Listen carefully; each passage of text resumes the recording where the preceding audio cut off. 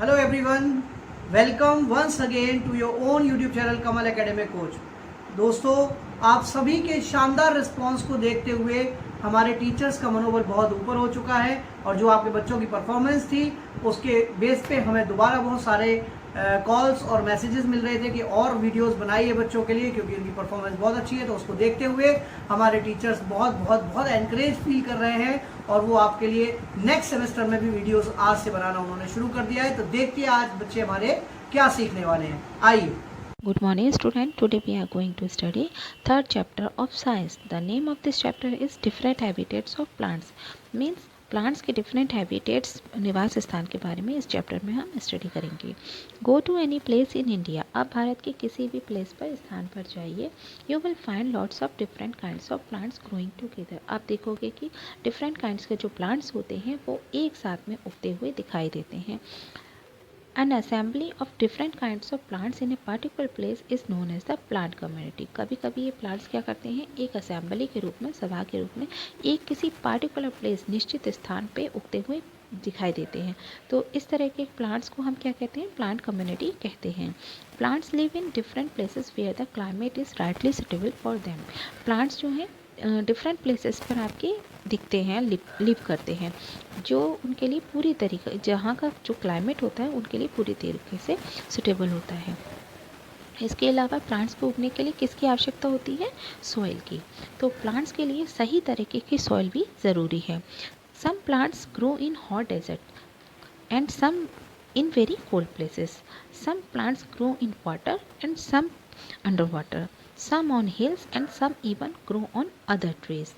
The living place of a plant or an animal is known as its habitat. जो living place होता है किसी भी plant animal का, उसे हम हैबिटेट कहते हैं, माने प्राकृतिक निवास स्थान। किसी भी पशु या पक्षी का प्राकृतिक निवास स्थान जो होता है उसे हम हैबिटेट कहते हैं।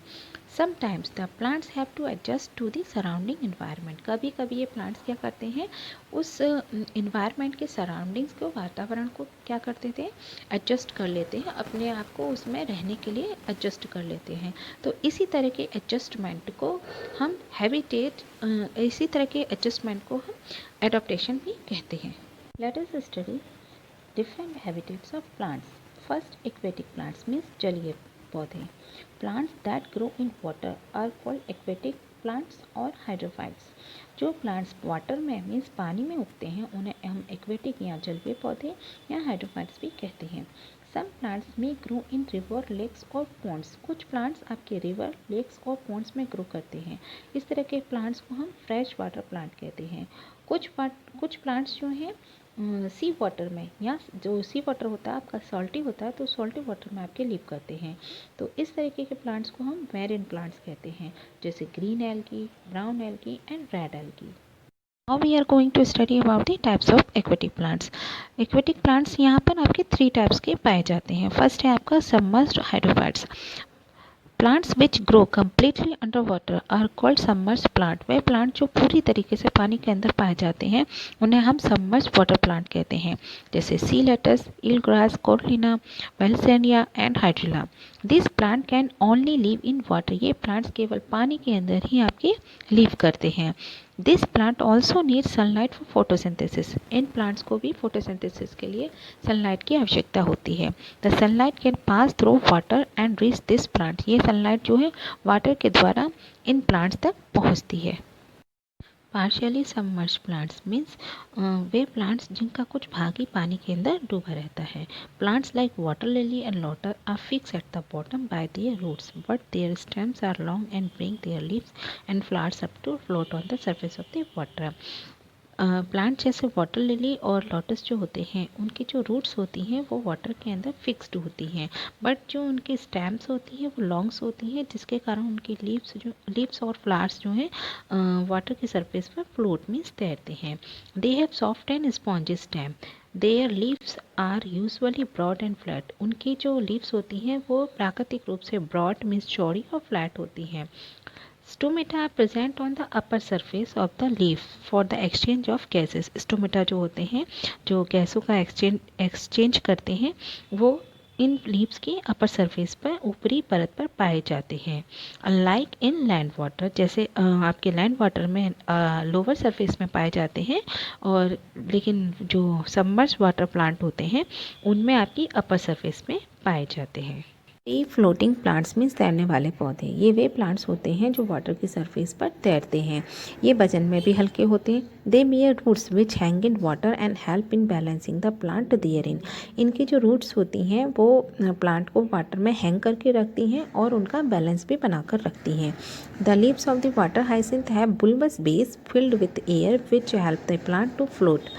जो वाटर हाइसिंथ की जो लीव्स होती हैं वो बुल्बस बेस की होती हैं, जिनके अंदर एयर फिल्ड हो जाती है, बल्ब के समान एयर फिल्ड हो जाती है, जिससे ये वाटर की सरफेस पर फ्लोट करते हैं। Duckweed the leaves lie flat on water which also help it to float. Duckweed की लीव्स फ्लैट होती हैं और ये भी उन्हें वाटर की सरफेस पर फ्लोट करने में हेल्प करती हैं। वाटर हाइसिंथ और डकवीड फ्री फ्लोटिंग प्लांट्स के एग्जाम्पल्स हैं। Now we have discuss about the terrestrial और लैंड प्लांट्स मीन्स स्थलीय या भूमि के पौधे। ये वे प्लांट्स होते हैं जिन्हें वाटर की मॉडरेट मात्रा ही ज़रूरत होती, इसलिए इन्हें मीसोफाइट्स भी कहा जाता है। The soil in which they are grown also have moderate moisture. जिस मिट्टी के अंदर ये ग्रो करते हैं उसमें भी जो मॉइस्चर होता है वो मॉडरेट ही होता है। मॉडरेट मीन्स ना तो ज़्यादा गर्म और ना ही ज़्यादा ठंडा। We see this plants in our surrounding. इस तरीके के प्लांट हम अपनी सराउंडिंग के चारों ओर देख सकते हैं, जैसे mango tree, neem tree, peepal tree, rose plant etcetera.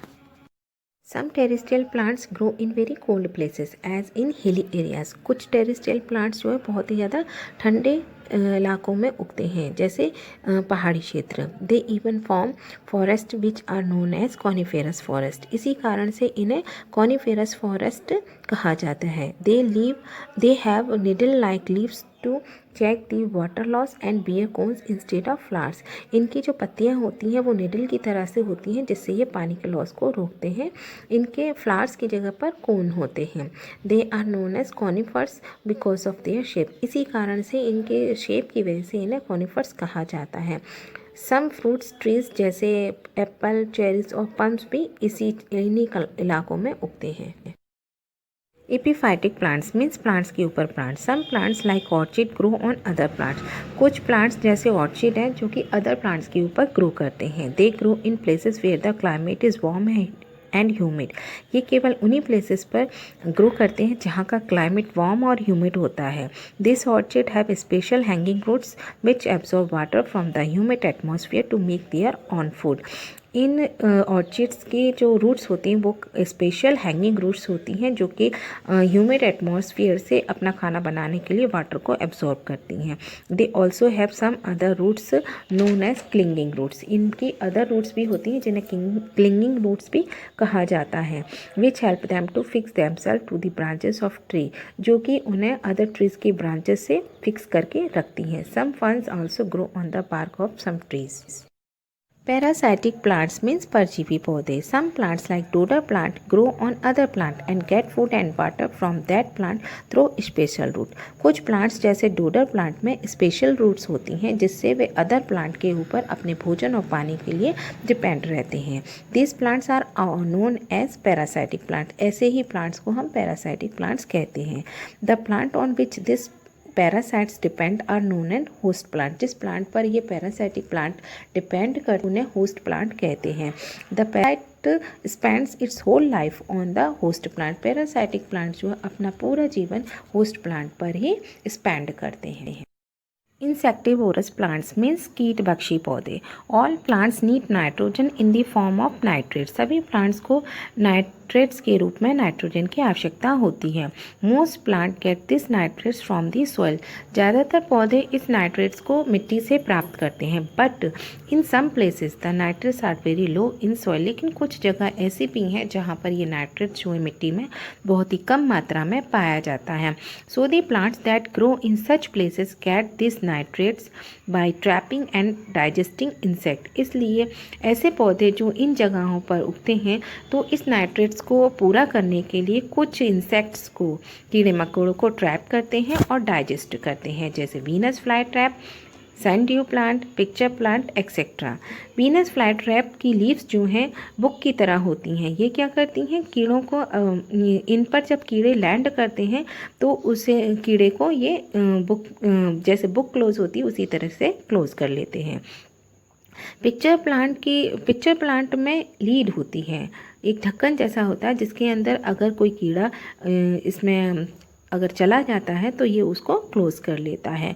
और सनड्यू प्लांट की जो लीफ हैं वो हेयर जैसी होती हैं, जिसकी जो सनसाइन में इंसेक्ट्स को अपने ऊपर अट्रैक्ट करती हैं और उन्हें ट्रैप कर लेती हैं।